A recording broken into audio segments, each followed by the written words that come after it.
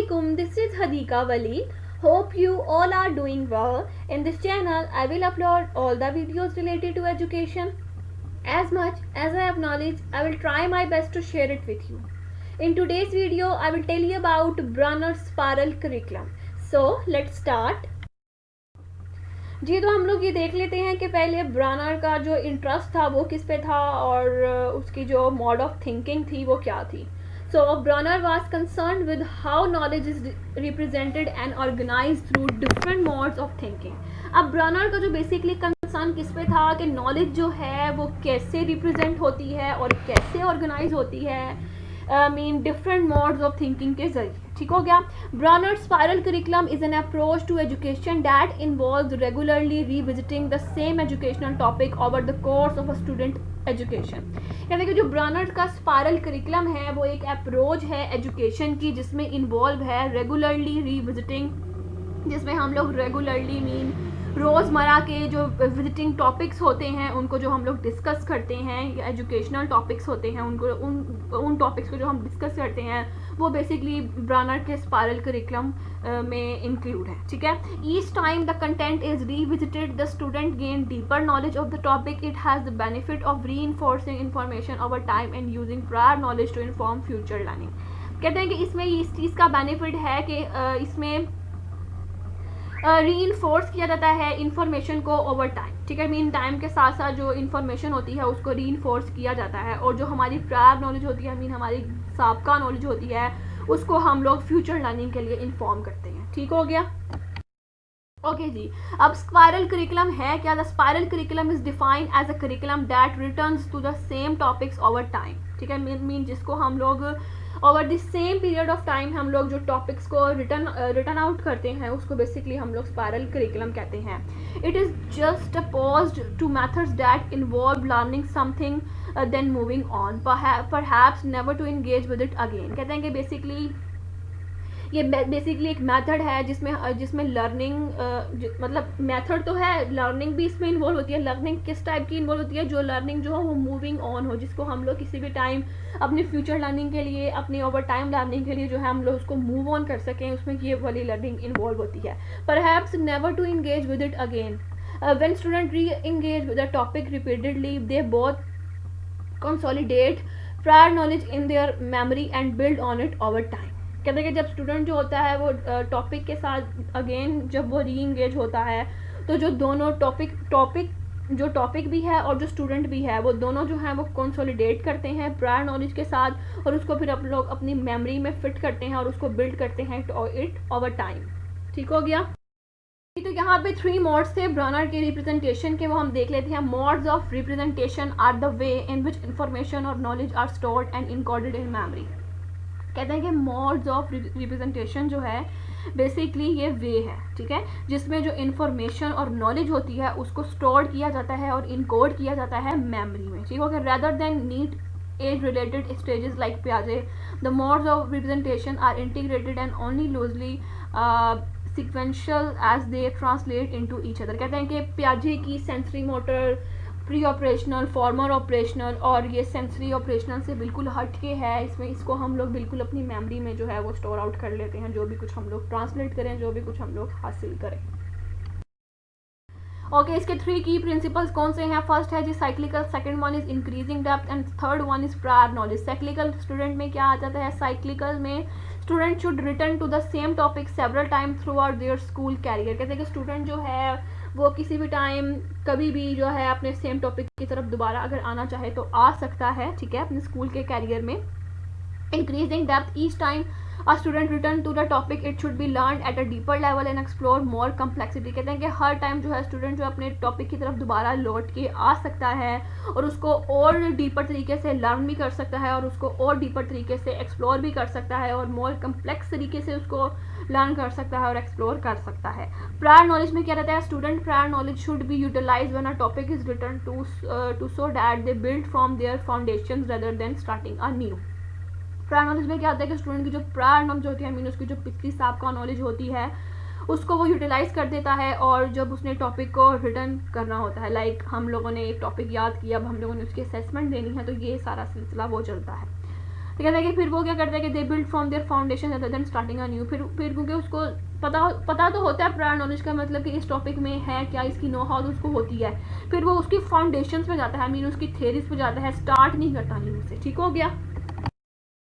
Okay, to design a curriculum using a spiral approach you need to create units work that. कहते हैं कि अगर आप लोगों ने डिज़ाइन करना है करिकुलम को स्पायरल तरीके से, मीन स्पायरल अप्रोच के जरिए, तो आप लोगों को दो तरीकों का ध्यान रखना पड़ेगा। एक तो आप लोगों को कम्प्लेक्सिटी इंक्रीज करनी पड़ेगी, दूसरा आपको start off where the previous unit ended, और आप लोगों को स्टार्ट वहाँ से करना पड़ेगा जहाँ पे प्रीवियस यूनिट जो है वो एंड हो रहा है। मीन आप लोग बिल्कुल न्यू से स्टार्ट नहीं ले सकते। आप लोग आप लोगों ने फर्स्ट चैप्टर पढ़ा लिया है, आप लोगों ने फर्स्ट चैप्टर का जो है वो करिकुलम डिज़ाइन कर लिया है, तो सेकंड से आप लोग जो है वो स्पायरल करिकुलम को कह लो कि उसका अप्रोच यूज़ करके तो आप कर सकते हैं।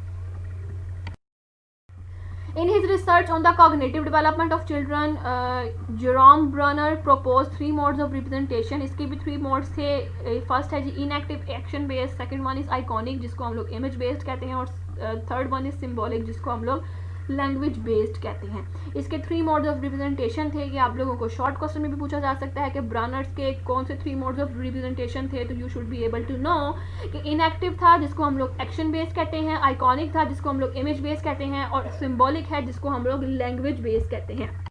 तो इसका फर्स्ट मोड है रिप्रेजेंटेशन का, वो है जी इनएक्टिव। इनएक्टिव जो है बेसिकली इसमें हम लोग फिजिकल एक्शन बेस्ड होता है, और बेसिकली ये हमारा रिलेट करता है प्याजे की 4 स्टेजेस के साथ जो हम लोगों ने sensory motor, pre operational, formal operation और कंक्रीट ऑपरेशनल जो थी वो पढ़ी थी। ये बेसिकली फर्स्ट काइंड है हमारी मेमोरी की। ये जो मोड होता है ये फर्स्ट ईयर ऑफ लाइफ में मतलब यूज़ होता है, जिसमें प्याजे की सेंसरी मोटर स्टेज जो थी वो इंक्लूड थी। ठीक है, जिसमें थिंकिंग जो है वो इंटायरली हम लोग उस पर बेस करते हैं। आई मीन जो हम लोग सोचते हैं, हम लोग कहते हैं कि पूरे ऑल ओवर दी वर्ल्ड यही हो रहा है। हम लोग अपने फिजिकल एक्शंस पे बेस करते हैं। जो इन्फेंट होते हैं वो लर्निंग बाय डूइंग पे बेस करते हैं, दूसरा ना कि इंटरनली रिप्रेजेंटेशंस पे। इसमें बेसिकली फिजिकल एक्शंस जो होते हैं वो इन्वॉल्व होते हैं, और वो इन्फॉर्मेशन और स्टोरिंग और वो इन्फॉर्मेशन जो है वो इंक्लूड होती है जिसको हम लोग अपनी मेमोरी में पहले से सेव कर लेते होते हैं। For example in the form of movement as a muscle memory. ठीक है, a baby might remember the action of shaking a rattle. This mode continues later in many physical activities such as learning to read, learning to ride a bike. ठीक है, many adults can perform a variety of motor tasks, typing, sewing a shirt, operating a lawn mover, that they would find difficult to describe in iconic pictures or symbolic word form. ठीक हो गया। Mean की अभी हमारी कह लो कि first stage है, इसमें हम लोग बच्चा जो है वो लर्निंग बाय डूइंग से, लर्निंग बाय एक्शन से जो है वो अपनी चीज़ों को रिमेंबर करता है। तो ये स्टेज जो है वो हमारी सेंसरी मोटर स्टेज से जो है ये मोड ऑफ लर्निंग हमारा मिलता जुलता है। जो सेकंड मोड है इसका आइकॉनिक मोड। ठीक है, जिसको ये बेसिकली हमारा इमेज बेस्ड मोड होता है, जिसको हम लोग सेंसरी इमेज बेस्ड मोड भी कहते हैं। ठीक है, information is stored as sensory image, usually visual ones like picture in the mind. अब क्या होता है कि बच्चा पिक्चर्स को देखकर ना अपने माइंड में उसका जो है वो एक मेमोरी में बिठा लेता है कि हाँ मैंने ये पिक्चर जो थी वो पहले भी देखी थी। तो वो पिक्चर्स बेस्ड अब उसकी जो मेमोरी है वो ज़रा थोड़ी सेंसरी मेमोरी हो गई है। पिक्चर्स को कह लो कि वो ज़रा थोड़ा उसका मुशाहिदा करने लग पड़ा है, एसेस करने लग पड़ा है। ठीक है, for some this is conscious, others say that don't experience it. This may explain why when we learning a new subject it is often helpful to have diagrams or illustration to accompany the verbal information. कहता है कि इसके लिए है कि जब हम लोगों ने कुछ न्यू सब्जेक्ट या कुछ न्यू टॉपिक जो है हमने लर्न करना होता है तो हम लोगों को एक डायग्राम की सूरत में उसको लेवलिंग करके समझाया जाता है, तो वो हमें अच्छे तरीके से जो है वो समझ आ जाता है। लाइक आप लोगों ने बच्चों की जो है वो बुक्स देखी होंगी जिसमें ए फॉर एप्पल, बेसिकली बच्चों को सिखाने का मकसद ये होता है कि उन्हें ए से एप्पल का पता चल जाए कि एप्पल जो है वो ए से बनता है, मीन के ए जो है उसका फर्स्ट अल्फ़ाबेट है। तो बेसिकली बच्चों को सिखाना यही होता है कि ए फॉर एप्पल, बट हम लोग साथ एक एप्पल की पिक्चर भी बना देते हैं ताकि बच्चों के माइंड में ये चीज़ याद रहे कि एप्पल जो है वो रेड कलर का होता है और उस पर एक पत्ता टाइप लगा होता है और वो ए से बनता है। तो मतलब बच्चों को बेसिकली सिखाना मेन मकसद होता है। लाइक हम लोगों ने सी फॉर कैट समझाना होता है तो हम एक कैट की पिक्चर भी बना देते हैं बुक के अंदर। तो ये सब जो है बच्चों के माइंड में पिक्चर को बिठा देना, बच्चों को याद करा देना का बेसिकली उसका पर्पज़ होता है। Thinking is also based on the use of other mental image icon such as hearing, smell और टच। ठीक हो गया जी। सिम्बॉलिक, तो सिम्बॉलिक दिस डेवलप लास्ट, ठीक है, ये बेसिकली लास्ट मोड है, ठीक है. This is where information is stored in the form of a code और symbol such as language. This mode is acquired around 6 to 7 years old, corresponding to Piaget concrete operational stage. In the symbolic stage, knowledge is stored primarily as words, mathematical symbols, or in other symbol systems such as music. Symbols are flexible in that they can be manipulated, ordered, classified, so the user is not constrained by action or images which have a fixed relation to that which they represent. अब basically बच्चा जो है वो symbols के ज़रिए, words के ज़रिए जो है, मैथमेटिकल स्टेटमेंट्स के ज़रिए समझने लग पड़ा है. वो बड़े और छोटे में, लंबे और पतले में जो है उसको एक मेन डिफरेंस जो है वो पता लगने लग पड़ा है. वो बेसिकली क्लासीफाई करने के काबिल हो गया है, उसकी जो सोच है वो फ्लेक्सिबल हो गई है, वो मैनिपुलेट करने के, ऑर्डर करने के चीज़ों को काबिल हो गया है. तो हम लोग इम्पोर्टेंस देख लेते हैं अब लैंग्वेज की.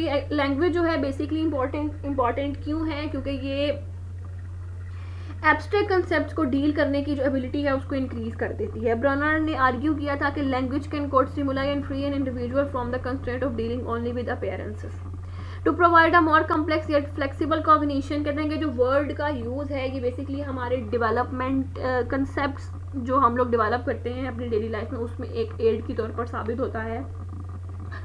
और हमारी जो है कोई भी हमारी डेली लाइफ में कोई कंस्ट्रेंट, कोई प्रॉब्लम आ जाए तो उसको रिमूव करने के लिए जो है वो ये एक एड के तौर पर साबित होता है. हमें हेयर और नाउ के कंसेप्ट के बारे में बताता है. ब्रनर का व्यू इस चीज़ पे भी था कि इन्फेंट जो होता है वो by birth he active problem होता है और इंटेलिजेंट होता है. मीन अपने इर्द गिर्द की जो प्रॉब्लम्स होती हैं उसको इजीली सोल्व कर सकता है. बाय बर्थ ही उसके अंदर अल्लाह ताला ने इस तरह की जो है वो इंटेलेक्चुअल एबिलिटीज़ जो हैं वो डाली होती हैं. और ये जो इंटेलेक्चुअल एबिलिटीज़ होती हैं वो इसके अंदर पहले से ही होती हैं मैच्योर एडल्ट की. मतलब कि ये नहीं होता कि हम लोग बेसिकली पियाजे का मानना ये था कि 4 स्टेजेस के जरिए मीन बच्चा जैसे जैसे स्टेज में गुजरता जाता है वैसे वैसे बच्चे के अंदर इंटेलेक्चुअल एबिलिटीज़ पैदा होती जाती हैं. लेकिन ब्रनर का कहना ये था कि बाय बर्थ ही बच्चे के अंदर इंटेलेक्चुअल एबिलिटीज़ होती हैं. ठीक हो गया जी. तो हम लोग इसके एडवांटेजेस और डिसएडवांटेजेस देख लेते हैं. मैं पहले एडवांटेजेस बोल दूंगी, उसके बाद मैं डिसएडवांटेजेस बोलूंगी तमाम के तमाम. ठीक है, वो इसलिए कि इसमें कोई ऐसे जितना कंपैरिजन नहीं है कि मैं एक स्टेटमेंट एडवांटेज की बोलूंगी और दूसरी डिसएडवांटेजेस की. तो इस वजह से मैं पहले एडवांटेजेस बोल दूंगी और उसके बाद मैं डिसएडवांटेजेस बोलूंगी. तो फर्स्ट है इसका advantage developmentally appropriate learning. Second है prior knowledge is central to learning. Third है इसका spaced repetition occur teacher focus on structuring work to follow logically progression. Fourth है इसका इंटीग्रेशन एंड कोलैबोरेशन. अगर मैं आप लोगों को बता देती हूँ बेसिकली ये अप्रोप्रिएट लर्निंग है. आप लोगों को ये चीज़ याद रखनी है. और जो हमारी प्रायर नॉलेज होती है, मीन हमारी जो साबका नॉलेज होती है, मीन हमारी जो पिछली नॉलेज होती है, वो बेसिकली हमारी सेंट्रल होती है लर्निंग के लिए. थर्ड है इसका कि जो स्पेस्ड रेपिटेशन होती है वो तब अगर होती है जब टीचर जो है फोकस करे हमारा स्ट्रक्चरिंग वर्क पे कि हम लोगों ने लॉजिकल प्रोग्रेशन को फॉलो करना है. फोर्थ है इसका इंटीग्रेशन, और को इसमें इंटीग्रेशन अकर होती है और कोलैबोरेशन अकर होती है. अब मैं इसके डिसएडवांटेजेस की तरफ आती हूँ. फर्स्ट है time consuming for designer. The curriculum gets crowded, irrelevant for short courses, it risks becoming teacher center, teacher find themselves reteaching content over and over again. First है कि डिज़ाइनर के लिए बहुत ज़्यादा टाइम कंज्यूमिंग है, बहुत ज़्यादा टाइम लेता है बनाने में. दूसरा जो इसका करिकुलम होता है वो बहुत ज़्यादा क्राउडेड हो जाता है. इसमें कुछ बहुत ज़्यादा इरेलीवेंट शॉर्ट कोर्सेज आ जाते हैं और ये टीचर सेंटर के लिए बहुत रिस्की है. ठीक है, टीचर जो है इसमें अपने आप को फाइंड ही करता रहता है कि मैंने कब कंटेंट को ओवर और ओवर अगेन करना है. ठीक हो गया जी. तो हम लोग इसका कंक्लूजन देख लेते हैं. ब्रनर को जो स्पाइरल करिकुलम था इसने बेसिकली हाईलाइट किया था importance of reengaging with ideas over time in order to keep them fresh in our mind and consistently build on ideas. It is based on 3 principles: cyclical learning, increasing depth on each iteration, learning by build on prior knowledge. The approach also highlights the open-ended nature of learning. In other words, it shows how learning is a never-ending lifelong process. While it is widely accepted as an appropriate approach for long-term school curriculum design, its limitation includes the risk that the curriculum becomes too rigid and crowded, and that educators will have to focus on reteaching content that was not taught well enough the last time the topic was taught. Basically मैं आप लोगों को अब इसको short word में बता देती हूँ। इसके 3 मोड्स थे, अगर आप लोग इसके 3 मोड्स को एज अ इनएक्टिव, आइकॉनिक और सिंबॉलिक याद रखना चाहें तब भी रख सकते हैं, या अगर आप लोग इसको cyclical, increasing depth on each iteration या learning by build on prior knowledge याद रखना चाहें तब भी बेहतर है। ये basically open ended nature of learning था। इसने basically never ending life long process को जो है वो ज़्यादा किया था, फोकस आउट किया था, उस पर एम्फसाइज किया था। ये basically long term school curriculum design है। इसकी लिमिटेशन ये है कि ये बेसिकली बहुत ज़्यादा रिजिड है और क्राउडेड है इस, और ये करिकुलम डिज़ाइनर के लिए बहुत ज़्यादा कह लो कि टाइम लेता है, ठीक है। और ये चीज़ें जो है बेसिकली इसकी लिमिटेशन में आती हैं। आज का हमारा लेक्चर था ब्रनर की स्पायरल करिकुलम पे। होप सो आपको आज का लेक्चर जो है वो बहुत अच्छे तरीके से समझ आया होगा, और ब्रनर के 3 मोड्स ऑफ रिप्रेजेंटेशन भी हैं, उसके एडवांटेजेस और डिसएडवांटेज जो हैं वो आप लोगों को क्लियर हो गए होंगे। अपना बहुत ज़्यादा ख्याल रखिएगा, दुआओं में याद रखिएगा। टेक केयर, अल्लाह हाफ़िज़।